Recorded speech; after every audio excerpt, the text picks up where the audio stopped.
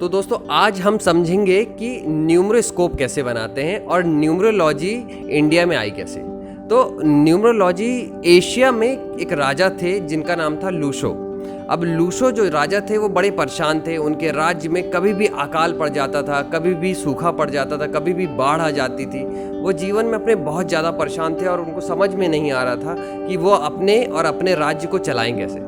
तो उन्होंने ईश्वर से प्रार्थना की कि हे प्रभु, हमारे जीवन में कुछ ऐसी सहायता दो जिससे हम अपने जीवन को बेहतर बना सकें और अपने राज्य को बहुत शानदार तरीके से चला सकें। तो वो नदी के किनारे प्रार्थना कर रहे थे और देखे उनके पास एक कछुआ बहकर आ रहा है। अब जैसे ही उन्होंने देखा कि कछुआ बहकर आ रहा है, कछुए को जैसे उल्टा किया तो उसमें एक ग्रिड बनी थी जिसको हम बोलते हैं न्यूमरोलॉजी ग्रिड। आइए देखते हैं न्यूमरोस्कोप कैसे बनाते हैं। तो सबसे पहले आप देखेंगे यहाँ स्क्रीन में ये ग्रिड बनी हुई है जिसमें ऊपर लिखा हुआ है 4 9 2 3 5 7 8 1 6।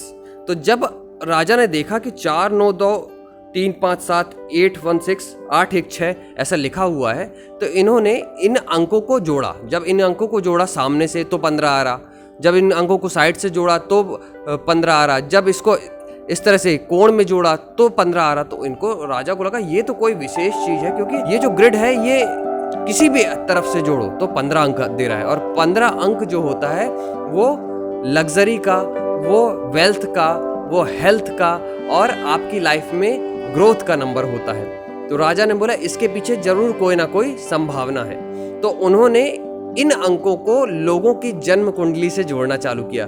और जैसे ही राजा ने इन अंकों को, इन न्यूमरोलॉजी नंबर को उन अंकों से जोड़ना चालू किया, तो उन्होंने देखा कि जो व्यक्ति जैसा जीवन जी रहा है उसके हिसाब से ये अंक बता रहे हैं कि इसके जीवन में ये परेशानी है क्यों।